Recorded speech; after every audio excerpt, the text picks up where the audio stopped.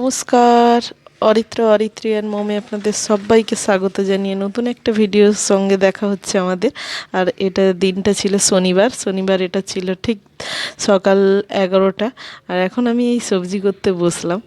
আর যেহেতু বাচ্চাদের স্কুল নেই, সেরকম কোনো তাড়া নেই, এই যে সবজি করতে বসলাম। আর আজকেও এমনিতেই অনেক দেরি হয়ে গেছে, এই শনিবার রবিবার হলেই না অনেক রান্না, কারণ শনিবার রবিবার হলে মানে নিজে বাচ্চাদেরও একটু জন্য চিকেন আসে, বড়দের চিকেন রান্না আলাদা, আবার মাছ আলাদা করে রান্না হয়।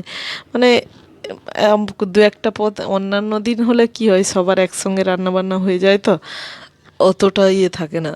আর আজকে বাচ্চাদের আলাদা করতে হবে, বড়দের আলাদা করতে হবে, আবার শাশুড়ি বা শ্বশুর মশাই তারা তো চিকেন খাবে না, তার জন্য আলাদা রান্না, সব মিলিয়ে অনেক দেরি হয়ে যায় আর অনেক সময়ও লেগে যায়।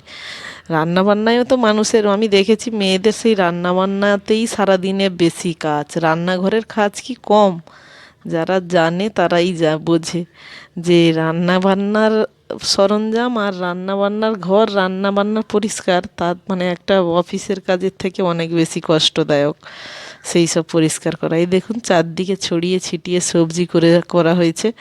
আর বাচ্চা কাচ্চা থাকলে যা হয়, এটা ওটা এনে নিয়ে যাচ্ছে টেনে টেনে। তিনজন টিভির ঘরে বসে আছে, টিভি দেখছে, আর মাঝে মাঝে এদিকে এক একবার দৌড়ে আসছে। এই তাদের রান্নাঘরেই তাদের তো বেশি খেলার সরঞ্জাম।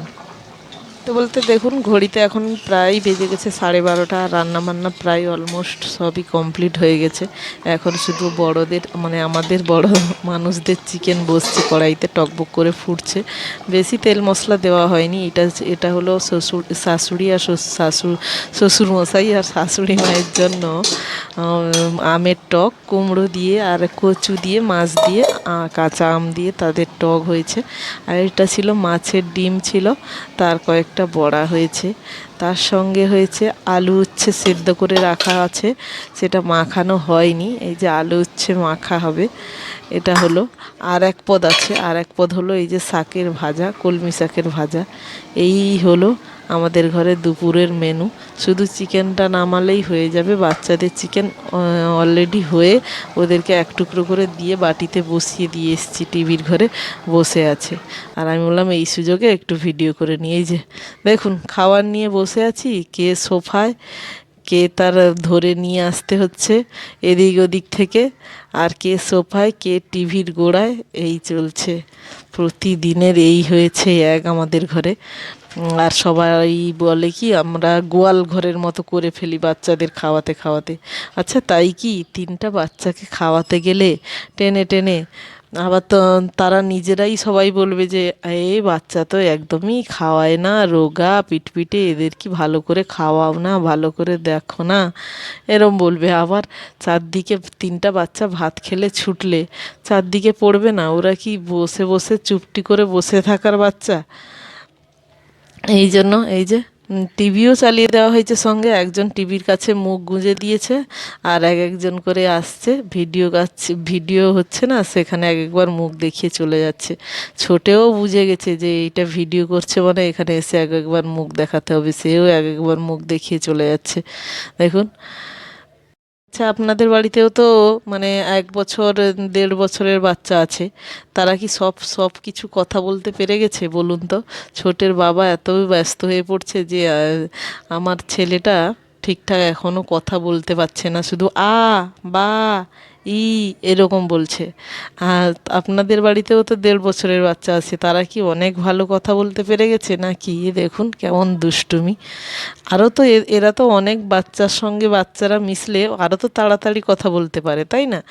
দেখুন ঘরে তো সব সময় বাচ্চা কাচ্চা, দাদু দিদা সবাই ঘর ভর্তি লোকজনের মধ্যে আছে, এসব বাচ্চার তো আরও ভালোই হবে। যারা শুধুমাত্র বাবা মার কাছে থাকে, বাবা মা সময় দিতে পারে না, তাদের বরং কথা বলার লোক থাকে না। কিন্তু আমাদের ঘরে তো চারদিকেই সবাই লোকজন আছে বলুন।